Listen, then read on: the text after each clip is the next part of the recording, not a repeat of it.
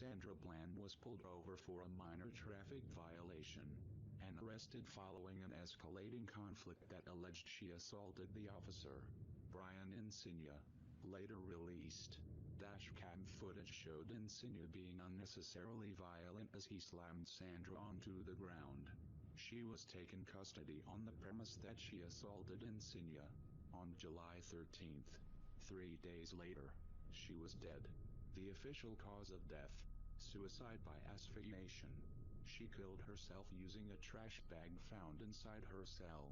Sandra Bland, a woman of almost 6 feet in height, hung from a 5-foot wall partition.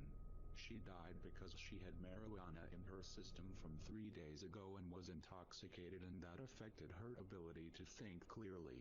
No, wait.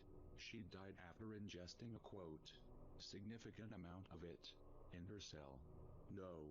These are lies created by Texas State Troopers' false accounts as well as the Waller County Sheriff's Department. The truth is, Sandra Bland was murdered by the same people that swore to defend and protect the citizens of the United States. These men have no honor, and we cannot abide by their word or trust their so-called evidence. Sandra Bland was already dead in her mugshot. There are factors that stand by this conclusion as well as significant evidence. Waller County law enforcement was involved in tampering with much of the documentation as well as the mugshot. Allow us to run you through those points. Number 1. Waller County Jail does not put their detained in orange jumpsuits until after they have been processed. Evidence of this is all across their online records. Every detainee is in street clothes, looking straight at the camera, with their shoulders angled, and their bodies away from the wall. This brings us to point number 2. Look at her hair. Clear indication is cited when examining the fat on her face, as it is being pushed towards her ear by the force of gravity. Let's take a second and ask ourselves, why would law enforcement officials take a mugshot with the accused on the ground and on their back? More on that in a second. 3. If you look to the left side of her face, which is right of the photo, you can see that her face droops lower on one side than the other. This happens when oxygen is cut from the brain. Also on the right side of the photo, observing her neck, you can clearly see faded bruise marks present as well, a failed attempt at masking it by officials. 4. All documents submitted by the Waller County Police Department to the public as of now have been deemed unreliable, as there's heavy suspicion that all documents have been doctored prior to being released. She was not suicidal at the time of her arrest. If she was, why was she not put on suicide watch? Waller County officials do claim Bland spoke of an earlier suicide attempt. However, we have yet to believe anything they may say.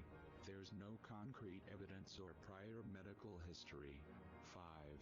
Officials, using the media to peddle their agenda, popularized the accusation that Sandra Bland first had marijuana in her system and that it somehow affected her cognitive ability to think straight and led to her suicide 3 days later. Then when they found out this wasn't a believable cause, they pushed another speculation saying that she either, smoked or ingested a large quantity of marijuana in her cell. 6.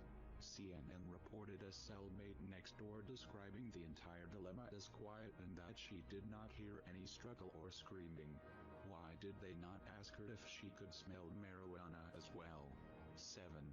The booking sheet belonging to Sandra Bland, also released to the public, does not show a clear mugshot. Both front and side shots are darkened to the point where no facial features can be seen. 8. Both the cell photo that was released as well as the dash cam were either edited or irrelevant. The photo of cell 95 was taken either before Sandra even arrived to the cell or after her death. Both have issues. If the photo was taken before, we know for a fact that Waller County officials have something to hide and decided to peddle this to the media. If the photo was taken right after, as they claim, then who had the time to rebag the trash can after a clear successful suicide using that same object was used? Again, unreliable. 9. A clear attempt at doctoring the mugshot was made by Waller County authorities. It failed. The original is now circulating across the internet.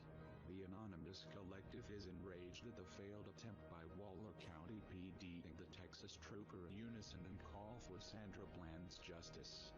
We, not as anonymous but as citizens of the United States, are tired of the cycle of murders and cover-ups made by police departments across the nation. We demand that each police chief at each protesting city to come out to the crowds and renew their pledge to protect the people they serve. We also demand the immediate arrest of Brian Insigne and the resignation of both Waller County's district attorney and the Waller County's sheriff. If you do not take Brian Insigne into custody, we will come after all of you. All your secrets will be leaked. You will all be vulnerable. We all know where you live. This is for Sandra Bland. No mercy for murderers. Operation Rage for Sandra. Engaged. We are anonymous. We are legion. We do not forgive.